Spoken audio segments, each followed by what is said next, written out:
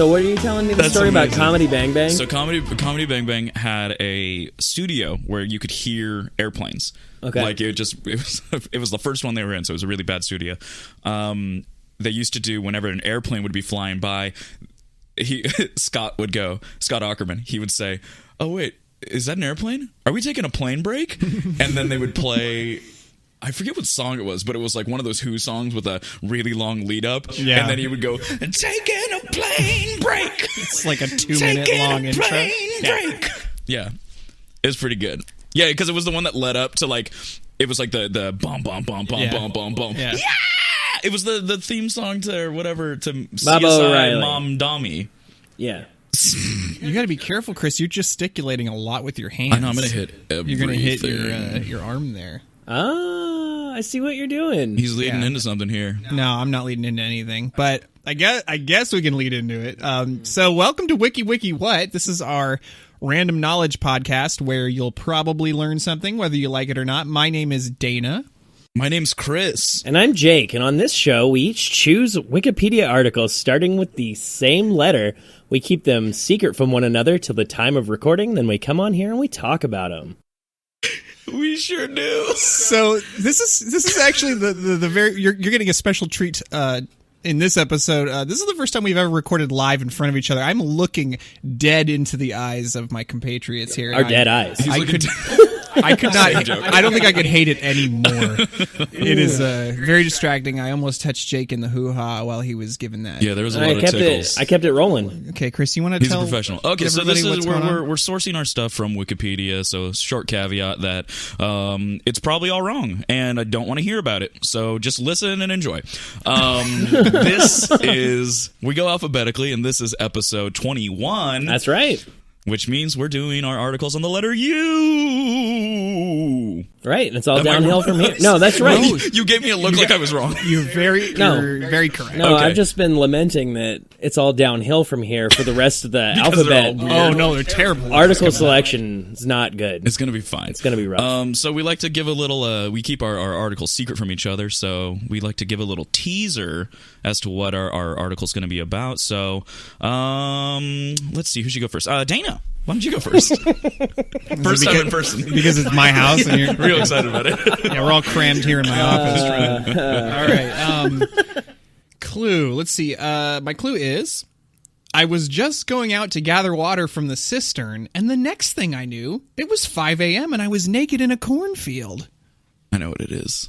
Do you? I don't. It's Utica. Yeah, I'm doing it on Utica. Jakey Big Boy. Okay, so my article won't be found on any maps. Okay. So it's not Utica. It's not.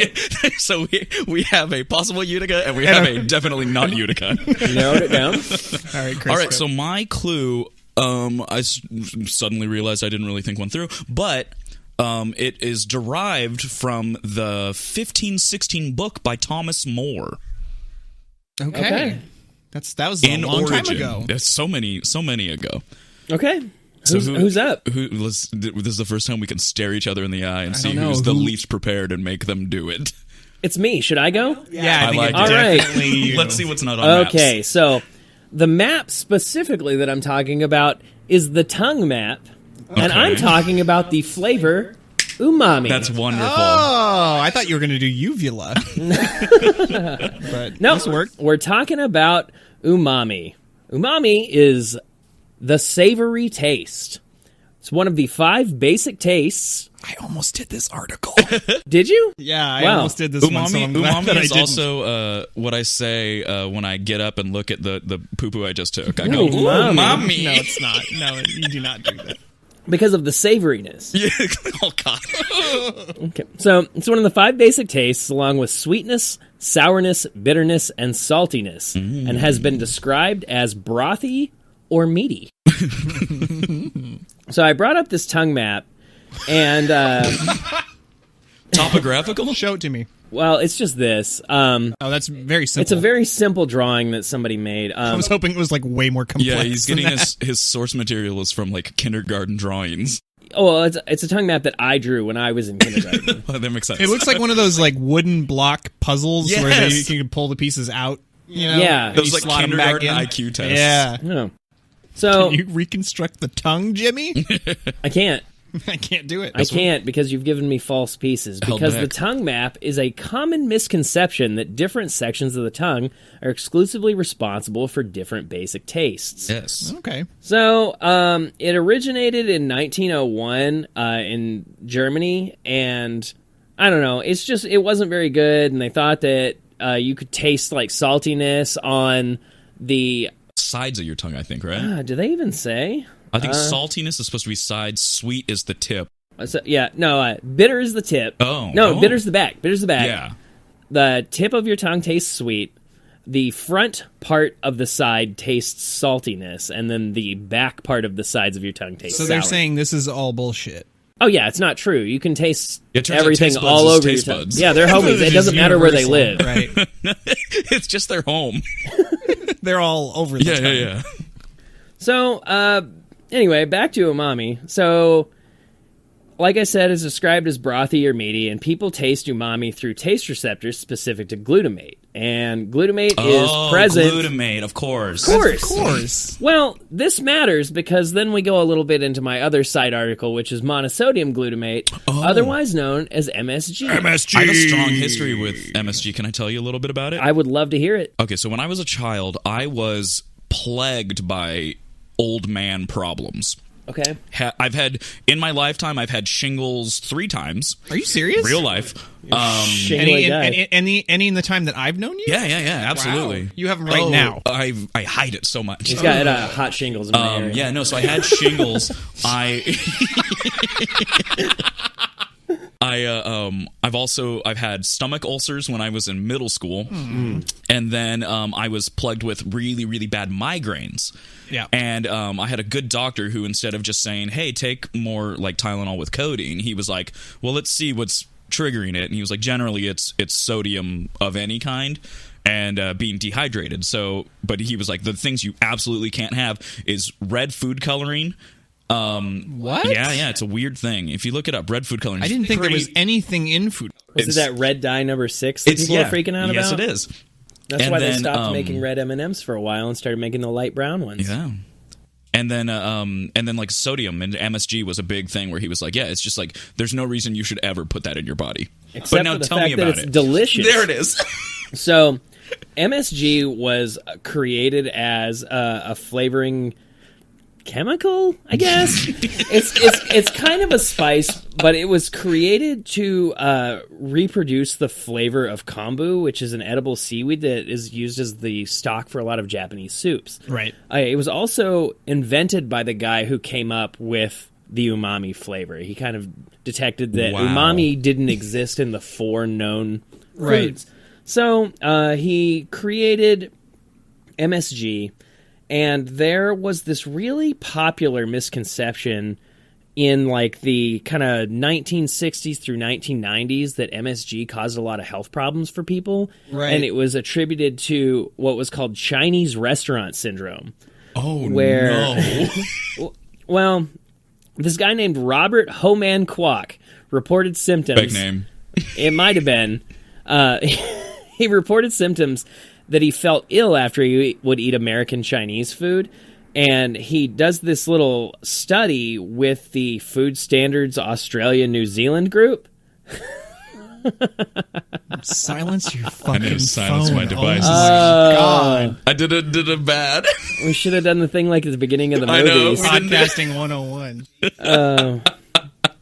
So, Anyone else need to turn their phone sounds down? I'm Can we continue? just going to play mine directly into the Yeah, microphone. please. if that's cool. Right. So he does this food study and basically talks about how anytime he eats Chinese food from American Chinese restaurants, he starts feeling really sick. And he says that it could be like a number of things, including sodium or including alcohol, because they cook the things in the wine when they're like stir frying and stuff. I thought he just got plastered every time, and he's like, I get a hangover every time. Yeah, I down a couple of bottles of... I don't know what my people drink. What do they drink? I don't know. Like boar's blood. Is there alcohol in boar's blood? I guess it depends on how long you leave it in the bottle. How long you ferment it. Yeah. Growing up in a Filipino household, I'm certain there was just old bottles of boar's blood everywhere. But it's marked as like sheep's blood, so you never really know. So I wouldn't touch it. Yeah. Oh, baby, if I knew it was pig. So, MSG doesn't give you headaches. It's fine. But I know that, like, your dad told you that they did in, like, 1993 or whatever. Right? He did. He absolutely did. I know. So some, I guess, cultural studies have shown that fear of MSG may actually reflect anti-Asian racism. Ooh. Yeah. Because MSG is seen as, quote-unquote, Oriental. And is a flavor that is really foreign to Western cooking. Mm-hmm. And MSG kind of was really popular in that like mid-1900s era where all of the Asian restaurants were like the chop suey houses and stuff like that. And it was just like real kind of like standard Americanized Chinese food. Right. So that MSG flavor was... It was like super huge in like places like New York, or like metropolitan areas. Yeah. New York, LA. Did you watch the Netflix documentary In Search of General Tso? I didn't. Okay, well... I've seen it advertised. It's on there. It's on Netflix, and you can watch it. And it's this documentary, it's like an hour and a half long, about this guy who's searching for the origin of General Tso's chicken. Yeah. And he has like 50,000 restaurant menus, and they're all like sorted into these boxes based on time periods, and he's looking at all of the regional variants and how the things are spelled, and how even just in the United States none of the recipes are really that similar. Some say there's broccoli, some say that there's big chunks of pineapple and things like this, and it gets mixed up with like sweet and sour chicken and all of these little spicy things, and they can't decide whether it's hot or it's sour or it's sweet or... But there's no origin. There's no real origin. They at the end of the documentary, they trace it back to the mother of the guy who now owns P.F. Chang's. Okay. Which it might have just been an hour-long advertisement for P.F. Chang's now that I think about it. But how many times have you eaten at P.F. Chang's since you saw that advertisement? Once. Okay. So it wasn't like crazy didn't work great. Yeah. No, so I watched the whole movie, and I was like, oh, that's really cool. And then I went to P.F. Chang's and I ordered their General Tso's chicken. Sucked. So General Tso's chicken, allegedly created by the mother of the founder of P.F. Chang's, went and had some at P.F. Chang's. It was Dolly Chang, and it was just not that great. It was really underwhelming. And sorry, this show not brought to you by P.F. Chang's. Yeah. No, Get not out, at all. P.F. Chang's. Tokyo Hibachi or nothing. Wait, for sure a different kind of food. I just went Japanese. Anyway, umami's a great flavor. And, you know, like I was saying to you guys earlier, I went vegetarian for about 10 days prior to recording, and I'm going to go ahead and call it research. Do it. I'm going to call it research for this episode. Chris just spent like a good 30 seconds like with like bugged eyes, like, should I pop this? And you should. Bourbon. I did it, though. You having a good drink there? A very nice one. Yeah, it's really nice. All right, so it's a good taste to go with umami. The most umami. It's so umami. It's a brothy whiskey. Every time I take a sip, I go, ooh, umami. Isn't there something about umami? Did I make that joke up? Nobody's made that joke before. I don't think anyone's ever made that. No, you're the first one. I did that, right? Yeah. Okay. Tonight. Yeah. Did you hear that sixth flavor that scientists are working on? No. Upapi? Get out of my house. That's very good. I'm very mad at you. Isn't So isn't umami another characteristic of it that it creates a weird sort of like film over your tongue? Like it's different than other tastes where it's sort of like if it were on its own, it would actually kind of be unpleasant. But the fact that there's other flavors in there brings out the umami. Isn't there something like that? Yeah, I'm looking really hard through the notes. It's definitely true. It says, umami has a mild but lasting aftertaste associated with salivation and a sensation of furriness on the tongue. Yeah. Oh, stimulating the roof of the mouth, the back of the mouth, and the throat. It says, by itself, umami is not palatable, but it makes a great variety of foods pleasant when paired with other flavors. Right, that's what I was talking about. Are we gonna test that theory right now and just do lines of MSG? You can actually go buy straight MSG at the store right now. It's in a little shaker. It's called Accent. Oh. And let's make it a little bit more appropriate. Yeah, it's what it does to your food. This episode brought to you by Accent. There it is. Yeah. So go buy some Send Accent. us your product. So when I was in high school, I was in home ec, and I took it like 3 years in a row because why the hell not? Mm-hmm. And in the spice cabinet, we had a little shaker of Accent, and I was just like eating it straight, right? And I was like, ooh, that's really good. That tastes great. And then I took it out of the cooking class, and I took it to history class, and I had this chick sitting next to me. She was my friend. So I was like, oh, dude, try this. Hold on, you straight up stole from the Accent from the school? I took it, I mean, it was still in the school. It was just in a different room. I just moved it to a different class. I feel like there's not a mean bone in his body, though, because he took 3 years of home ec. Well, I made a lot of cookies. But I brought this MSG shaker to history class, and I was like, hey, chick, try this out. So I'm like, it's really good. So I shake some into her hand. She licks her finger, and she sticks it in the Accent, and she tastes it, and she goes, I don't know, it kind of tastes like sperm. Whoa. That story took a turn. Umami. Oh, mommy, what happened? Anyway, I quit eating it after that. Oh, God, I lost my place. Sorry. Oh, you were talking about umami. Oh, right. Okay, so like I said, I was vegetarian for 10 days prior to this show. Yeah. It turns out that foods without meats in them kind of suck.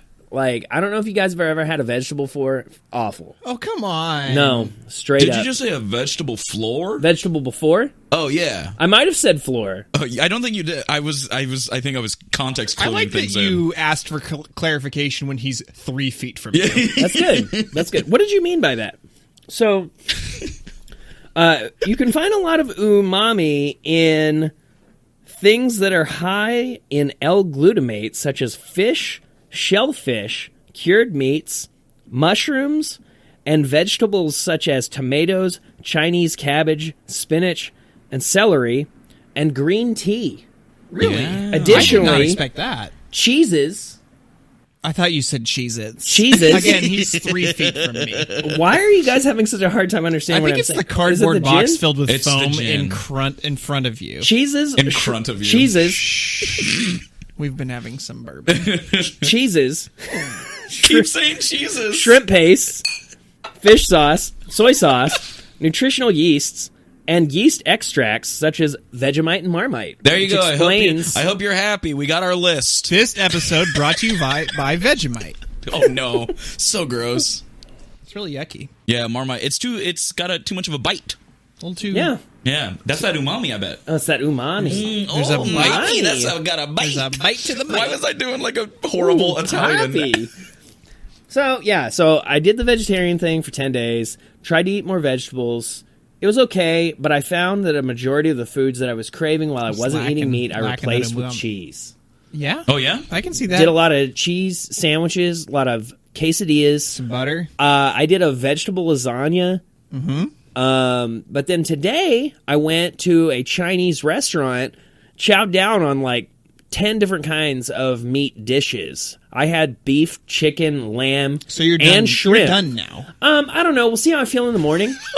I might go back. Probably very I bad. feel like we just found the culprit for this nosebleed. Do you think it was all of the... I think it was the meats pushing through your nostrils. Oh, yeah, that could be it. It was your body trying to find places to store this meat. They were like, yeah, sign us. Right here. Jake was leaking before we started recording, so we had to. That was like a crazy nosebleed too. Like it's been a hot minute since I got one of those. It's a cutie boy nosebleed. It was. I think that was the worst nosebleed I've had since the N episode where you were talking about how people pick their nose all the way through, and then I was like, I wonder what that was like, and then I break did it. the septum. Yeah. I'm still upset that we didn't get on recording you getting sick from my literally story. vomiting. I threw up. It was bad. Anyway, This that's is bad. That's mostly it. right. Umami is the flavor that tastes good in your foods, and I love was it. missing it while I wasn't eating meat. So, umami. Love that umami. All right. all right. That's umami. So we're doing Utica. We're gonna go right to Utica. Utica, New York. Well, I don't know. Or, What was your clue, Chris? that it's derived from the 1516 book by Thomas More. What do you, it's your It's your a call. bad clue. It's your call. You Is it just did one. Utopia? It is. I'm super impressed, so I'll go. Boom. That's Go for it. okay. Yeah, so the book is called Utopia. Utopia is an ideal community or society possessing a highly desirable or near-perfect socio-political legal system. Were you just looking? Did you see my computer? No, hook me up with that bourbon. Oh. He just was doing this very casual point at me, and I thought he could see my screen, and that's how he guessed Some it. umami in that bourbon. He needs to have it. Hang on. You go into the Disambigual. Disambiguation? Yeah. I just really Do you butchered want that to try word. that again? Yeah, disambiguation of the word utopia, and so it's in literature a ton. Book in 1516, a bunch of novels. Marvel Comics had a crossover called Utopia. There's some video games, but what I'm gonna focus on is something that I'm pretty sure nobody's into, and there was a Dutch reality TV series called Utopia that was immediate. So the Dutch TV series ran from 2014 to 2015, and it was immediately ripped off in the United States in 2014. How so? Fox just said, "Hey, us too," and called their show Utopia. Oh, I remember that. Yes, so Utopia was a TV show. It was a reality TV show. They had 15 men and women who were placed into this isolation ranch, Yeah, right. which was actually... Isolation Ranch. Yeah, so they were isolated from My favorite salad society. Paul Newman's Isolation Ranch. The show brought to you by Paul Newman. Paul Newman. Brought to you by Paul Newman. Rest in peace. Big fan. So the premise of the show was, hey, you know, like Big Brother, that's cool and all, like it's fun to observe people, but what if we put people on this like ranch with no electricity, Right. and then say, hey, your job is make a society. Make a society. Oh, I do remember that, and I Yes. wanted to watch it, but then I didn't. Yeah, so you along with everyone in America. Man. So the show, it only ended up running for like I want to say 2 months, and it was supposed to be a year-long experience. I was going to say, shows don't run for months. They run for seasons. Not this one. So what happened was they plopped these people in there, and they were like, hey, figure it out. You get to like make your own like system of democracy. There was a girl who like went into some sort of like medical issue and immediately was removed and then came back later. There was a doctor. Yeah, there was this weird man. Society. There was this man named Red Van Winkle who was a handyman from That sounds like some sort of fairy Cecilia, tale creature. Kentucky, and he had. I'm going to try to put this as sensitively as I can. Like huge. No, like it looks like he had no. Or like his bottom jaw was narrowed into a single point. Like his cheeks were sunken in. Like he obviously had some sort of gum disease. Is that a thing Like that he can didn't have happen to teeth? humans? I presume. Yeah, look him up. His name. Look up Red from Utopia, and it's terrifying. He was just this like Southern character, but like was a bumpkin. He was a moonshine maker and runner. He like was a handyman, but so he was like, Wait, let me see this. This guy doesn't have any teeth. yeah, I don't know how to describe that. But Do you think it was from like dipping too much? that's what I or something? assume as much. Motorcycle? No, super cool car. Sorry. Wait, are we doing a We motorcycle got break? a motorcycle break? We can't. We're taking a short motorcycle break. We can't directly rip it off. So the show was just a mess. It was this colorful cast of characters. There were the producers were obviously trying to lean into an idea of like a real sexy experience because they had a belly dancer was one of the contestants. They had this girl named... They need to make the participants of it sexy. Yeah, so because the concept itself is not her name was sexy. Dedeker Winston. And she was a belly dancer from Los Angeles. Dedeker? Who was like... Was she like voodoo themed or something? No, so this was 2014. No, it was already a thing, but it was like she was like living that poly lifestyle. So like they tried to like really tease that like ooh, isn't this such a salacious thing? And like her interactions with everyone were like it was actually I think good for that community. Sure. Because she was just like, yeah, no, I just like I'm not limiting myself and I love people. It's people. Fine. Right, yeah. So like that was a really healthy thing for them. They also progressive had like for Fox too. Yeah. Well, no, Fox is always progressive. Insurance. They had a couple of other people. By progressive insurance. There was this woman on who was.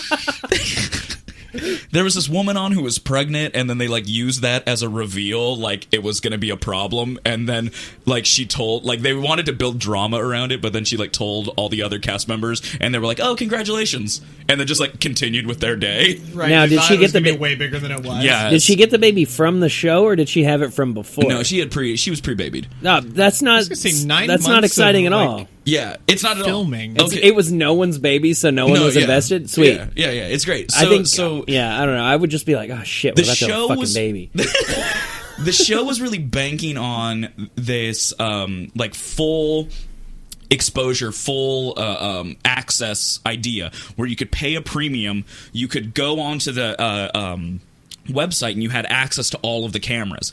But what this ended up doing was it was just a real big problem of hammies and blammies that were just like everyone was seeing them. They were like, hey, let's get a bunch of like 20 and like 30 somethings, put them together, have cameras on them all the time that the public at large can access. I wonder what could go wrong. And they everything. Literally first day they all stripped down and they're like bathing in the lake because there was like this weird little waterfall. Yeah. They really like it. I don't know if that was what their immediate intention, but it happened very quickly, and it kind of like the audience was interested, saw it, and then said, okay, this is not interesting anymore. Okay, cool. Already I just got saw it. like a low grade porno for like 15 minutes. Exactly, yeah. So it turned into this pretty severe problem. The ratings went down. Ratings actually started really, really well and went down really quickly. I'm going to read a quote from Rob Owen of the Pittsburgh Post-Gazette, where he said he sardonically dubbed the show Fox's Folly and wrote that it really ought to be called Farming, Fighting, and Fornicating, but mostly fighting. Whoa. And then when he was reviewing the season premiere, he was reviewing the second part of the episode, because originally it aired twice a week, and they cut down to just once a week. That's unusual. Fox was they invested $50 million into this TV show. Yikes. So he wrote, for the second episode, he said, Tuesday's episode, which saw a 43% ratings decline, according to the Programming Insider, featured still more fighting, a failure to order ramen noodles threatened to become Utopia's assassination of Archduke Ferdinand moment. Oh my god. And hints at fornicating between two settlers in a barn loft. Fox executives could have saved substantial production costs and achieved basically the same boring result by filming 14 randy monkeys in a cage containing only 10 bananas. So this man really kind of nailed it on the head. So that show was just a pretty severe failure. Nobody really remembers it fondly, and that's correct. But there was a show that did happen, another reality TV show that was confusing, that I do remember fondly, and so I'm just going to jump right over to it. And it was a little show on CBS called Kid Nation. We've talked about this before. Yeah, are you guys familiar? Do you remember Kid Nation? Barely. So Kid Nation... So you jumped from this. Immediately it was linked on the article. And I said, this is boring. Kid Nation was kind of the same, but better. Kid Nation was another reality TV show. Lord of the Flies, the TV show. That was exactly what it was, and that was a big critique of it. It was a show that had 40 children between the ages of 8 and 15. Oh my God, I didn't realize it was that many. But also, that age range seems like a problem to me. It was like Wild and Crazy Kids, but they made like a reality show. But we're going to do a bunch of stunts in a mall, but this time we're going to just walk away and let you do your thing. So no. A lot of people thought that that's what it was going to be. It wasn't stunts. It was, hey, kids, aren't you bothered by your parents running everything? Why don't we give you this, for some reason, Wild West themed town called Bonanza City?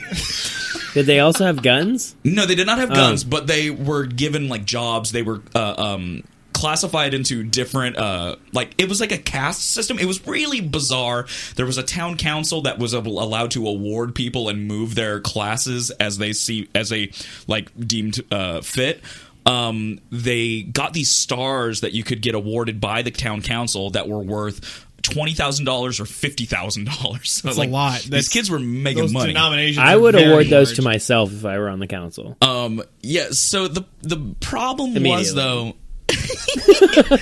that I still think there's a big problem with like if you had an 8-year-old child, would you be like, yeah, no, go hang out with that 15-year-old?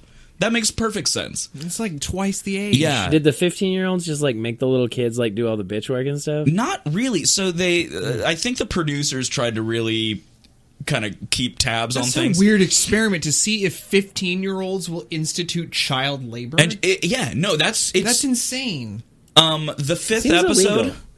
It seems a little bit illegal. Maybe. Oh, I'll get there. Oh no! The fifth episode of the TV show was entitled "Viva la Revolution." The fifth episode of the TV show was labeled "How illegal knives." How illegal can this get?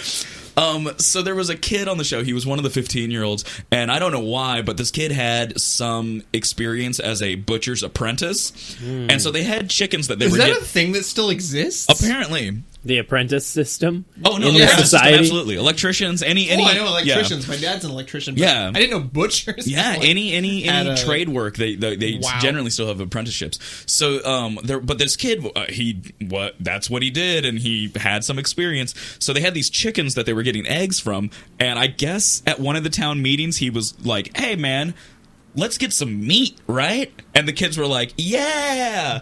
And so these not dummies, knowing what that meant. Well, but they kind of did because they voted, and there was like an argument on like whether or not it's okay to kill these chickens. A lot of kids said no.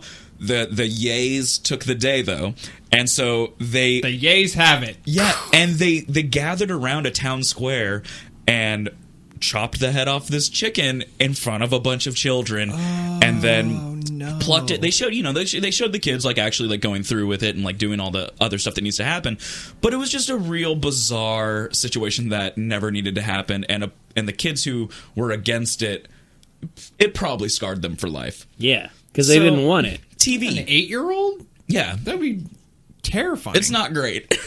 So they had a bunch of kids on the show.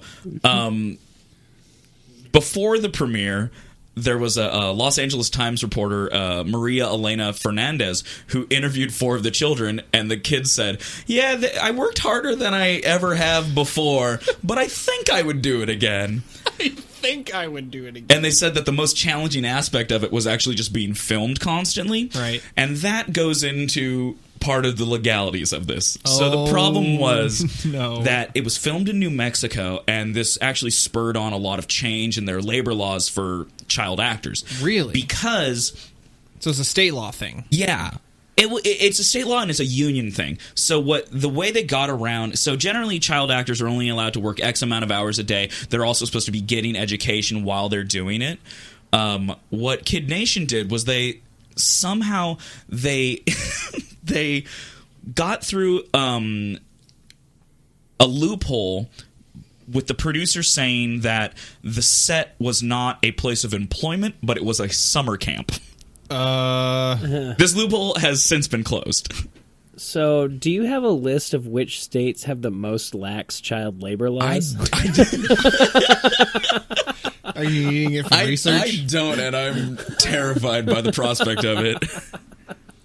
But so it was like it was this big problem, and like the union got involved, and they were like, "Hey, you can't you're filming these kids 24 hours a day. That's a problem. You can't do that to minors." And they said, "Prove it." And so it went through a lot of legal battles, and CBS still defends the production and said that the production's conduct was both legal and ethical, including the response to minor injuries on the set. I'm sorry, ethical? Like they actually... Oh yeah, they said this is fine.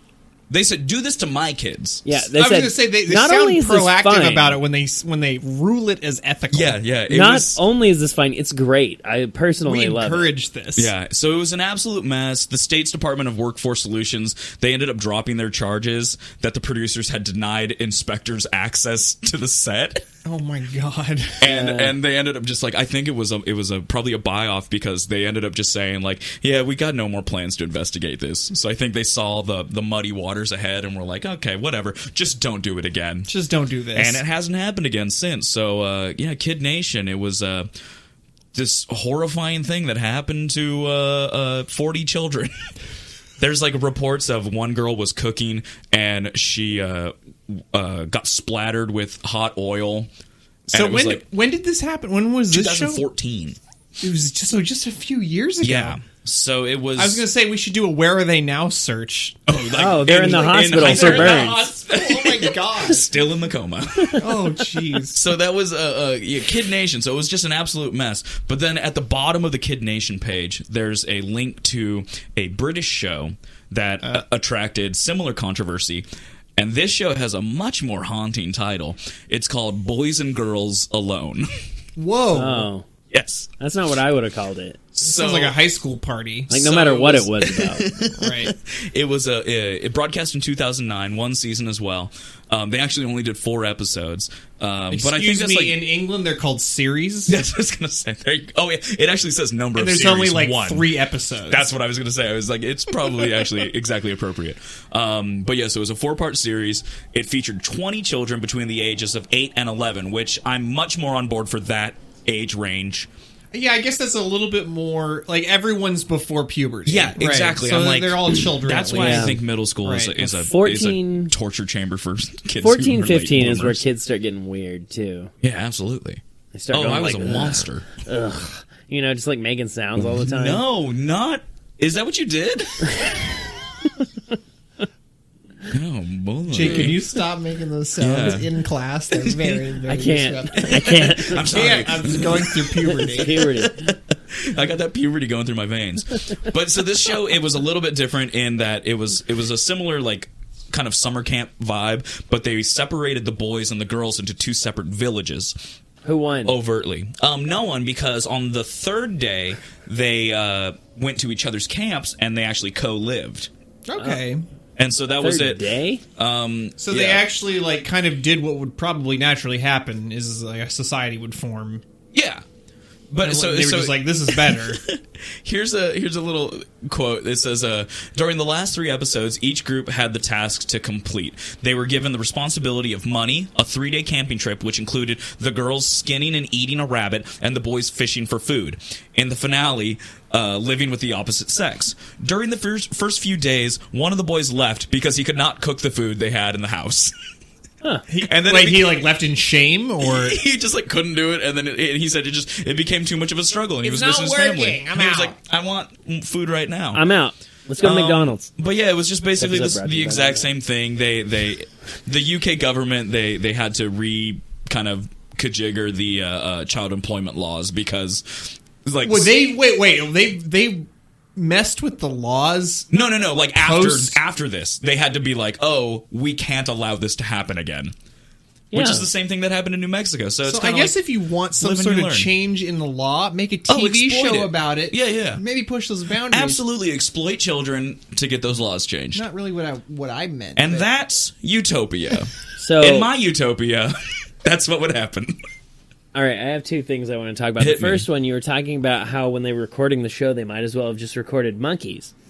and it reminded me of this study that was done where they tried to teach monkeys how to use money. Okay. I don't know if you ever heard about this. I have heard about this. It's a show called Monkey Money. Money. So they gave these monkeys little silver discs, and they taught them that if they give the silver discs back to the handlers, pay for goods and they will services. give you, them like, grapes. food. Sure, Yeah. right.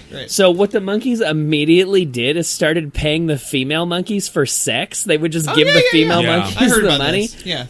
So while I was looking it up, Oldest it brought up, profession. It brought up Wikipedia in an article called "Prostitution Among Animals," Oh my which goodness. is its own article. Yeah. I'm so I upset believe we're it. past P. It's got 3 animals. What did you do for P? I did animal prostitution. No, you did not. You did not. So it's penguins, chimpanzees, and those capuchin monkeys that traded the coins. Penguins. Because of the little like stone that they give. Yeah. Where they're Right. like, yeah, this is an egg, dummy. Dumbass. Thanks for the Now sex. do me, please. We need to have a baby. Thanks for the sex. The other thing that I was going to say is, what specific changes in rules in a place that you have been to are you directly responsible for? You're talking about like in my lifetime, if I've ever like change. For example, when I was in college, I was taking this class, in English, my freshman year, and it was Western Lit. You were supposed to read the article every day, and then we would take a 2-question quiz based on the reading, and it was basically to prove whether or not you actually read. The professor would read like a small excerpt, and then you'd have to explain what was going on happening, in that thing. So at the end of the semester, there was like a makeup day where if you ever like failed a quiz or like missed a day, you could go and make it up. So I didn't do any reading for the whole semester. And then at the end, I went back and I made up like 50 quizzes. And I just turned that F right into an A because I've read all of the reading like the last week. So then the next year on the syllabus, it says you can only make up 1 quiz. Nice. Yeah. Nice. Yeah. See, I was going to give the example. Just recently, you've been going into the work soft serve machine and making milkshakes. What have you been doing? No, he's been going to the chocolate milkshake dispenser and then grabbing the ice cream dispenser. What did I say? Milkshake dispenser. We have one now. Right. He's going to the chocolate soft serve and then going to the coffee that they reserve. The milk that they reserve for coffee. Okay. And pouring it in there and shaking it and, stirring it up and then taking it to the teller and going, just charge it as an ice cream. Yeah, so I've been making my own milkshakes, and then I did it the first day. I went back to do it the next day, and then 2 people saw me do it, and then they started making milkshakes. Oh, no. Megan. So I went and I talked to the manager, and I was like, hey, I think I just made milkshakes into a meme, so you're going to need a milkshake button on your cash register. So he's going to make one. There you so go. now you can get a milkshake at work anytime you want. There you go. Well, I can't remember any specific examples where I have been the harbinger of a rule change, but I don't want to talk about anything that I possibly enacted. they're like, we've instituted a no peeing on everything Yeah. rule. No peeing on anything but toilets. When I was in high school, I was a TA for my choir teacher, and I had keys to the entire school. I'm actually super surprised that they even allowed a TA for that kind of class. And I'm pretty like I had just had keys to every gate of the school, and I imagine that they don't allow that anymore. Did you abuse your power? Yeah, absolutely. Okay, tell me one. Like writing it down in my diary. What? Leaving all the time. Oh. What do you mean? Like I never went on. Actually, no, that's not You fair. used them to get out? Yeah, Were you locked to leave in? school. Oh, you went to school I in went Long to Beach. I went to school in the hood. So Oh, so they you were locked we you had in. gates Locked in. all the way around. Okay, right. So yeah, you would use it to like ditch, but also I did use it for a senior prank where we got a bunch of chickens, and we got what did we have? We had 4 chickens, but we numbered them 1 through 5, leaving out 3 because we were the class of 03, and set them loose on campus. So people were looking for 3. Yeah, so they were looking caught for them all. chicken number 3 for a very long time. Very funny joke. It's a good prank. I hope the chickens were okay. It's not original. I know that I've heard good that times. somewhere else, but yeah. Good So that times. exists. Rules. Right. That was our article on rules. Is it my turn? It's your sir. turn. Tell us about Utica. Okay, hopefully I'm not too drunk. So my clue was I was just going out to gather water from the cistern, and the next thing I knew, it was 5 a.m. and I was naked in a cornfield. Wait, let's see if we can guess what it is. Okay. Let's just guess for the rest of the show, and if we run out, we'll just do the credits. I like it. Ulysses. No. Utica. No. Umbrella. No, it's not umbrella. Is it Utica? It's not Utica. Okay. Unicorn. It's not unicorn. Umbra staff. No, I'm just gonna tell No. you. Yeah, that's probably a better Wait, idea. hold on. Motorcycle brake. Motorcycle brake. So I'm doing my topic on unidentified airships. Wait, Are you what? talking So you about... thought I was going to say unidentified flying objects? I Right. got really was excited, thinking and that. now I'm disappointed, so go change your article. Okay, no, I'm not changing I'm it. more interested in what Unidentified airships. Okay. So this was pretty exciting for me to find this. So also known as mystery airships or phantom airships. So there was a class of unidentified flying objects best known from a series of newspaper reports originating in the western United States and spreading east during late 1896 and 1897. So this was like predating UFOs. That's back before they had airplanes. This right? was OG UFOs. Can I ask a question and tell OG me if you're... UFO. OG UFO. If you're going to get to this, just tell me to shut up. But were these, like, so not like flying saucers, but like straight up like Captain Hook coming? I'm going to get to it. Okay, yeah. All right. So, I'm excited. according to researcher Jerome Clark, airship sightings Fake were name. reported worldwide during the 1880s and 1890s. Mystery airship reports are seen as kind of the cultural predecessor to modern claims of Yeah. UFOs and flying saucers. So typical airship reports at the time involved unidentified lights, but more detailed accounts actually describe ships that were similar to zeppelins or blimps. Okay. Right? So the reports alleged that the crewmen of these crafts were human-looking, although sometimes the crew claimed to be from Mars, and I'll get to some specifics later on. Literal specific reports from talked to the newspapers. crew. Yeah. I love it. Oh my god, I'm so Like excited. this happened before like the 1960s. Like this was happening. You guys, aliens real. I believe They're it. real. They've got to be, right? I don't want to live in a universe where aliens are real. It happened. Okay, so I'm out. Bye. at the time, it was popularly believed that the mystery airships were the product of some genius inventor who was not Okay. ready to make knowledge of their creation public. Jules Verne. but would let them fly around. As an example, Thomas Edison was so widely speculated to be the dude behind these alleged airships that in 1897 he was actually forced to issue a strongly worded statement denying his responsibility. It's not me, you guys. I I'm not the one. I swear to you, I'm It's not me making flying around, But, like- scooping you up in the tractor beam, putting the stuff up your butt. It's not me. Also, like in that time period, Nikolai Tesla much more a appropriate culprit of that than Thomas Edison. He wasn't famous enough. Garbage. This sounds man. like a really good movie. Oh, absolutely. Like a good basis for a movie. It really sounds It's like a the book Prestige you would 2. read. It's the Prestige 2 unidentified airships. The Prestige 2, Christian Bale's back.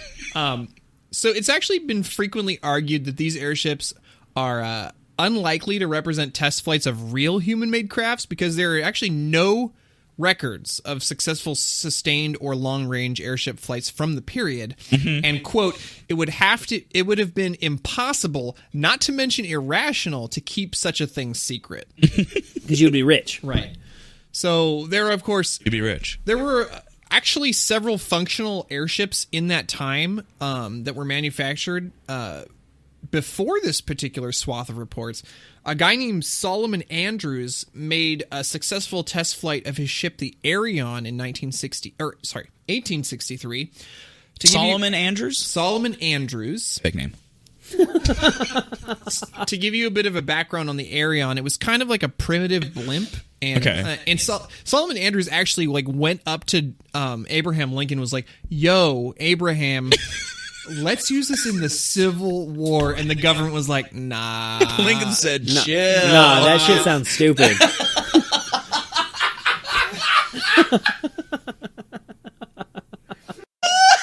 Who knows where we would have ended up if we would actually used like a blimp to Just fly around and drop bombs. destroy Just be people like, in hey, the guess Civil what? War. The South. Hey guys, slavery is over for real. For real, I'm flying into your town. So that never happened, but for real, he told the president about it. Right. Oh my God, I love it. Oh, guys, history's cool. So this next part's going to hit a little bit close to home. This part's going to hit a little bit close to home, given what's been going on in our country for the last forever. But it was said that during this time, contemporary U.S. newspapers were super way into practicing what was called yellow journalism. Oh no! Which basically means they were far more likely to print manufactured stories or hoaxes than modern news sources. Yeah. Because catchier headlines sold more papers. I thought it was going to be more MSG themed. Yeah, a lot more MSG. A lot more yellow. Like the papers were all yellow. That was a bad joke. No, the paper. I feel like the papers were yellow because they were printed on a lower quality paper that was made out of pulp. Hemp. Back it up. They were using it. Look it up. Take a sip. Back in the day. So editors of the late 1800s made the prescient mistake of assuming the readers were smart enough to know that the stories were fake. Oh, you should never Welcome assume to that. Facebook. And look where we are now. That being said, it's fake news. That fake being news. said, most journalists of the period did not seem to take any of these reports very seriously. And actually, after this particular wave of reports concluded, the subject very quickly fell out of public consciousness, very fast. Yeah. You actually didn't hear anything else about it until the mid-1960s, where a lot of these people that reported this stuff were still alive.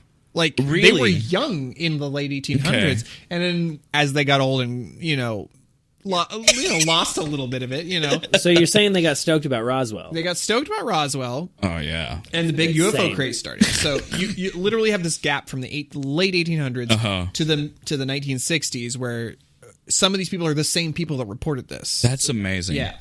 So talk about sticking to your guns. By the way, that's a hilarious amount of time.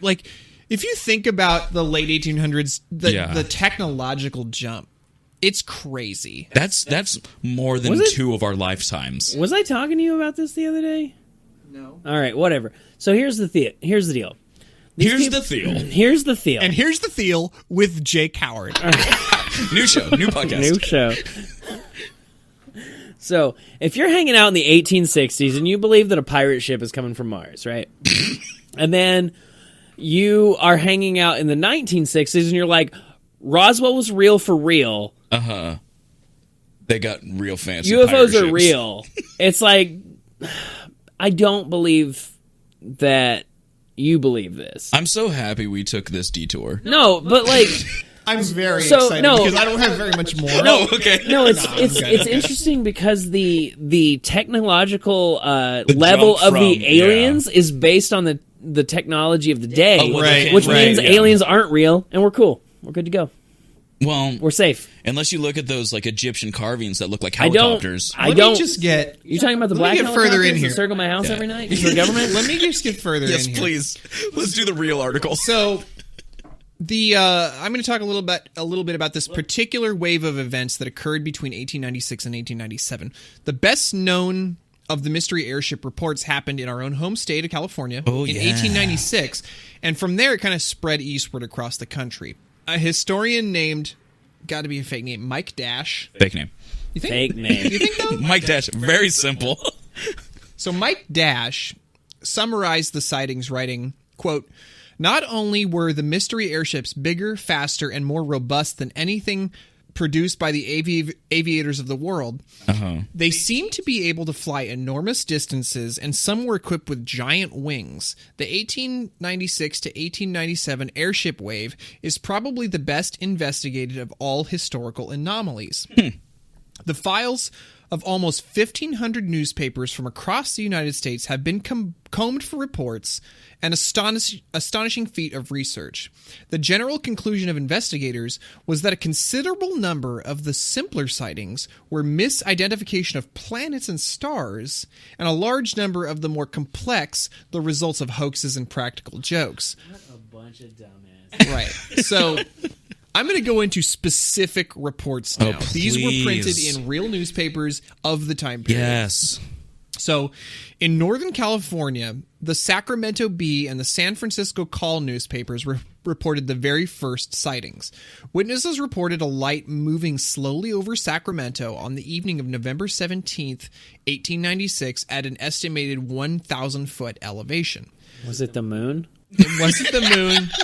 The moon is slow, a little round. bit farther out than 1,000 feet. Some people claimed they could see a dark shape behind the light, and another dude claimed that he heard a voice coming from the craft issuing commands to increase elevation to avoid hitting a brewery tower.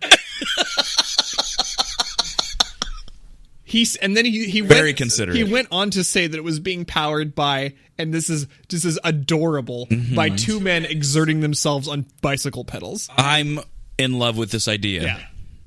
Yeah. Let's do it. 2 days later, let's build this ship. I feel like I have the technological capability to make a bicycle-powered airship at this point. Like I have the leg stamina We can to power do it. We can do it. at least the people in this room. Look at this, gentlemen. Look at these guys. Ooh, I don't get that in any other episode. God, those were just rippling. Oh, boy. So 2 days later, on November 19th, over Stockton, California, the Daily Mail newspaper featured one of the earliest accounts of an alleged alien craft sighting. Okay. So a guy named Colonel H.G. Shaw claimed that while driving his buggy through the countryside, he came across what appeared to be a landed spacecraft. He described it as having a metallic surface, which was completely featureless apart from a rudder and pointed ends. A rudder? A rudder.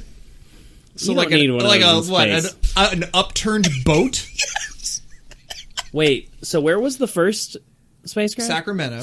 And then it went to This is Stockton. Stockton. You're telling It's coming me down the that in the grapevine. 1800s, aliens had a spacecraft that could go from Sacramento to Stockton in only 2 days? The dream is alive. So he estimated it was about 150 feet in length. Okay. So he said he saw that on the ground. Yes. Okay. He then went on to say that 3 slender, 7-foot-tall apparent extraterrestrials approached from the craft while emitting a strange warbling noise. Can we get a reproduction of it? Yeah. Absolutely Murlocs. Yeah. They examined Shaw's buggy and tried to physically force him to accompany him back to the airship. No. No, thank you. Then they gave up because he was too strong. That's the This story guy's I a would tell. baller. That's the story I would tell. And Guys, this was the line he made up. I I was too strong for the aliens. I saw a big spaceship. There were giant aliens. They tried to get me in, but I beat them up. But I beat them up. God.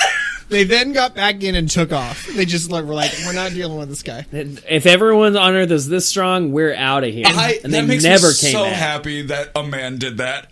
So this was actually the very first published account of aliens attempting to abduct a human. Oh. All right? Well, good thing that guy was so strong. God, I mean, thankful Colonel Shaw or whatever his name was. Yeah. You got it. What was Isn't that's Kevin Bacon's character from X-Men First Class? Yes. Very please don't everyone judge me. I saw that I have movie. a weird mind for trivia. I saw that film. It was not bad. All right, so on November 22nd, so just a few days later, the mystery shape over Sacramento appeared again and was reported to also have been seen over Folsom, over San Francisco, Oakland, Modesto, Manteca, and several other cities. There were hundreds of reports of this thing. That is terrifying. At this Dennis point. is going to Modesto soon. There might be aliens there. Oh no, Dennis, please be careful. And Jake, there was a report from your pretty much home state of Arkansas Coon Cap, Arkansas. who said that an airship pilot landed and told the guy that was reporting this that the ship was bound for Cuba to use its quote Hotchkiss gun to quote kill Spaniards. Thank God for that. Oh, I knew. All right. These aliens seem all right. So in another account from Texas, 3 men reported an encounter with an airship and with 5 peculiarly dressed men who asserted that they were descendants of the lost tribes of Israel and that they had learned English from the 1553 North Pole expedition led by Hugh Willoughby. there you go. Fake So name. 400 years prior. They learned They English. learned English, and then and they then- were like, "Let's go meet some people." Yeah. Let's for sure. Let's Now practice our English. Right. Like for 400 years. We don't want to sound like dumbasses. We don't want to Yeah. sound stupid. Another report, and there's so many of these. Another report claimed that 2 witnesses saw an airship crash just inches from where they were standing. The airship, Too They close. didn't get hit? the airship suddenly disappeared, and there was a man standing where the vessel had been. The man showed the witnesses that he had a small device that could shrink the craft so that he could put it in his pocket. This guy was George Jetson. They reported George Jetson. I heard that man was L. Ron Hubbard. L. Ron Dudder. Fake name. So the next year in 1897, on April 10th, the St. Louis Post-Dispatch published a story reporting that a man named W.H. Hopkins encountered a grounded airship near Springfield, Missouri. The craft was crewed by a, quote, beautiful nude woman and a bearded man, also nude. Zardos. Oh, now get him out of there. No. He tried really hard to communicate with them, and eventually they pointed to the sky and, quote, uttered something that sounded like the word Mars. That's wonderful. I also love that anyone operates under the idea that aliens would come here and call their planet what we call it. It's the cutest thing. It's like asking a child, saying like, "Oh, what is it that you want?" And they're like, "Mlig mlag," and you're like, "Oh, they mean they want their bottle." Oh, mlig mlag. Yeah. Oh, yeah, I got some of those. Oh, it doesn't speak the same language as me yet. And the last account I have here is from Aurora, Texas. And they reported that an airship had smashed into a windmill, then crashed. The occupant was dead. Then crashed? Smash and Smash and crash. The occupant was, Smash Crash Brothers. was dead and mangled, but the story reported that the presumed pilot was clearly not an inhabitant of this world. Strange hieroglyphic figures were seen on the wreckage, which resembled kind of like a mixture of aluminum and silver. And it must have weighed several tons. In the 20th century, unusual metallic material recovered from the presumed crash site was shown to contain a percentage of aluminum and iron. Oh. Citation needed. Oh, get out!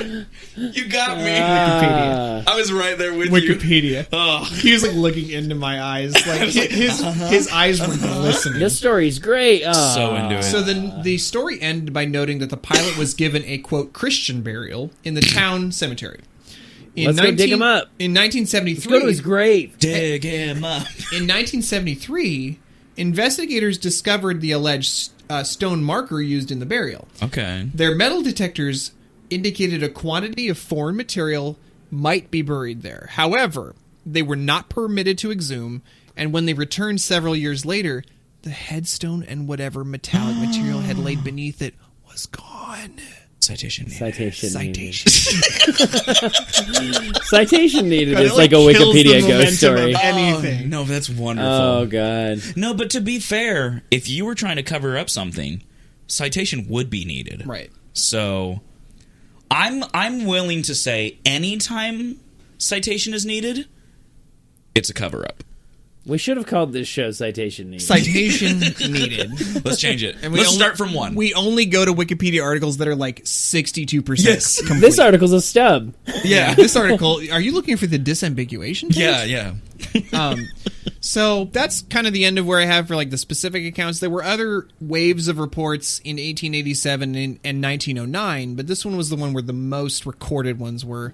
That's wonderful. So Jerome Clark, who I talked about earlier, wrote, one curious feature of the post-1887 airship waves was the failure of each to stick in historical memory. Although 1909, It's for like some Men in example, Black shit. brought a flood of sightings worldwide and attended discussion and speculation, contemporary accounts do not allude to the hugely publicized events of little more than a decade earlier. Like He goes on to say that any attempt to uncover the truth about the late 19th century airship scare comes up against some unhappy realities. Newspaper coverage was unreliable. Yeah. No independent investigators or, and it says it in quotation marks, airshipologists. I'd claim that. No investigators spoke directly with alleged witnesses or attempted at all to verify or debunk their So it was testimony. like all word of mouth. All word of That's mouth. wonderful. And The with news. a single unsatisfactory exception, no eyewitness was ever interviewed, even in the 1950s when some were presumably still living. Yeah. Oh, that's sad.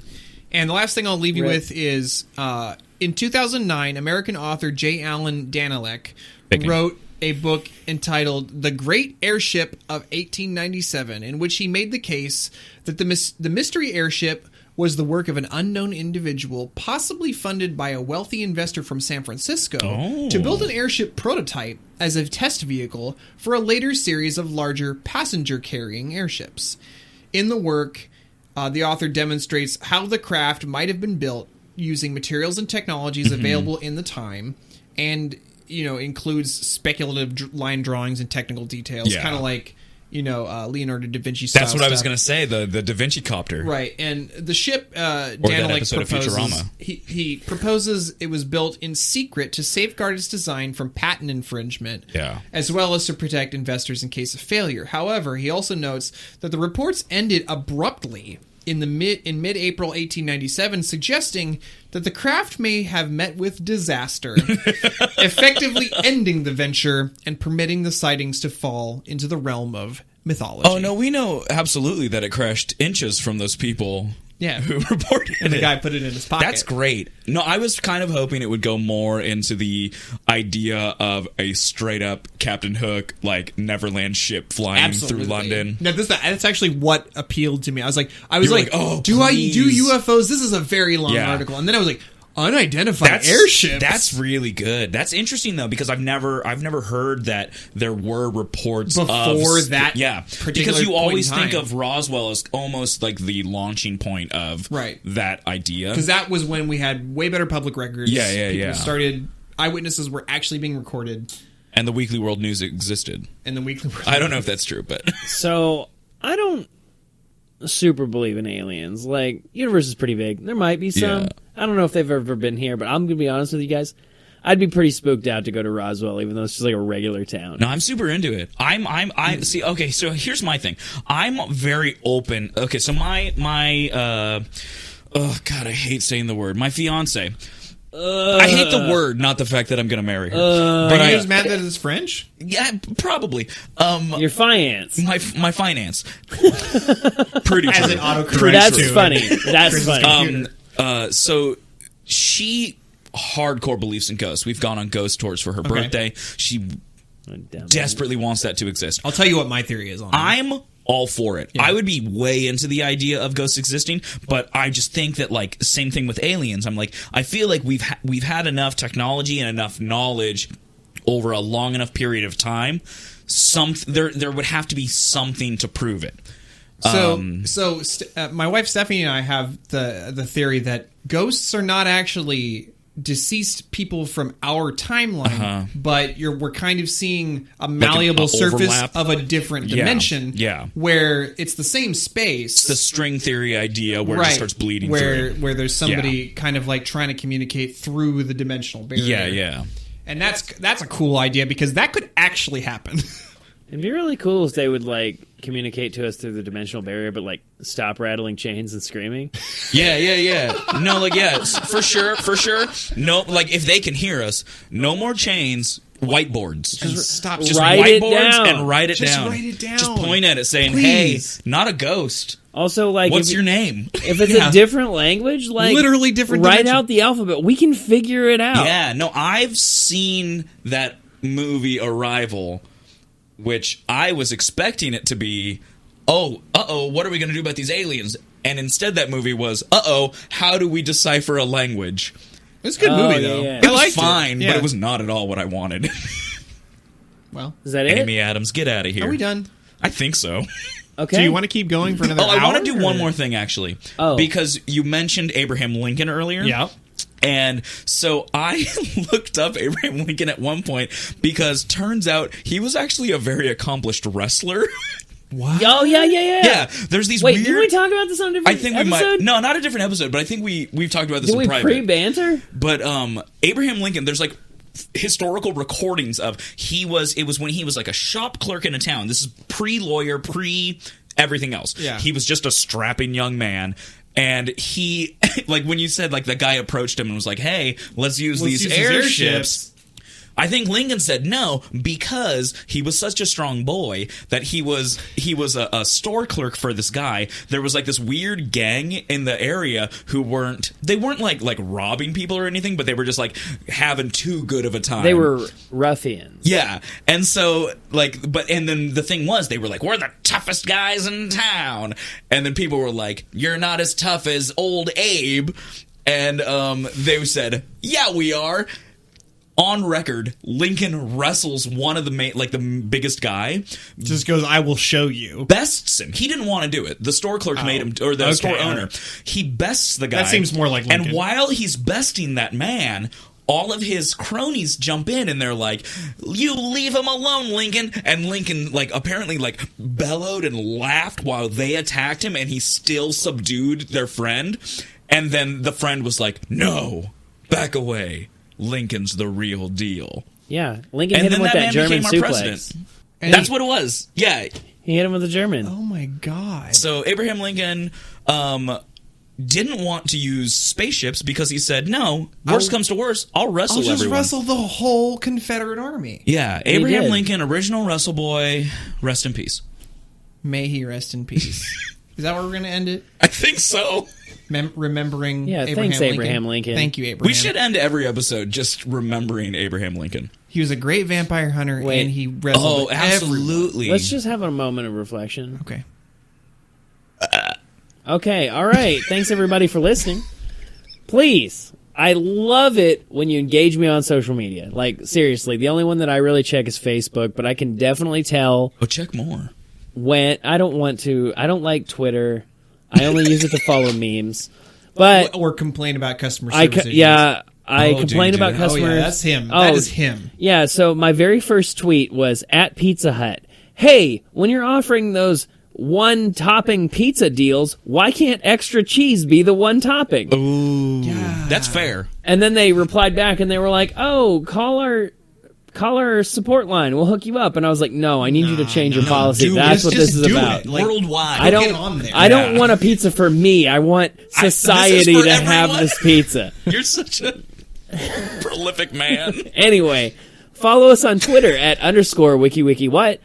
Visit our website at wikiwikiwhatpodcast.com. .edu. Send us feedback or suggestions at wikiwikiwhatpodcast@gmail.com. You got them all, and you didn't even need to look at You're any. such I wanted it though. I needed it. I love it. See, now you don't have as a crutch. You can do it. No. Dana he took the training wheels off and said he was holding you. He wasn't. No. And you did. You let go of the bicycle. And then I look back, you're not there, and then I do that wobble, and then I fucking wipe out in the gravel. Anyway, we really want to thank everybody that's been listening. We've really experienced actually a pretty tremendous growth over the last couple episodes. It's just been natural. I haven't been doing anything real different. I mean, it's all you. It's all word of mouth, and we really appreciate it. And it's all Rob Crisafulli. It's all Rob Crisafulli and his supercut of Chris's Rob Crisafulli, you laughs. sweet boy. I wish I could have been there at medieval times and cheered on the Red Knight with you. Yeah. Was that too personal? Is that a thing that happened? Yeah, don't worry about it. I don't even know about that. Don't worry about it. All right. You're doing the Carol Burnett, pulling the ear yeah, thing, that's what except it was. That's it's for grandpa very or whatever. blatant. No, her daughter. It's her daughter. Yeah. But I did it. I just said it. Yeah, no. This has been an adventure where it started with. I'll be very honest. It started with me very drunkenly agreeing to this and then receiving a microphone in the mail because Dana is very studious, and it's been nothing but a delight, and I enjoy talking with these gentlemen. I enjoy the fact that people listen to it and care about it, and people approach me on the street. I feel like I know most of the people who listen to this, so I love you all. You're wonderful, and. Jake, what do you got to say? Well, I don't know. You're just kind of doing a sign-off like it's the last episode. No, this is not. We're going to continue. This is just the first time we've been in person, so I'm going to get misty. Yeah. Whatever. So, God, stop crying. Fuck you guys. A lot of people roll up on me and they're like, "Hey, dude, I listened to your podcast recently." And I'm like, "Oh, which episode?" And they're like, "A." And I'm like, "It gets a lot better." And then Don't listen to that one. The follow-up question is, what are you going to do after you get to the end of the alphabet? And I go, I don't know. We'll see. We literally don't know yet. Yeah, this will continue in some form.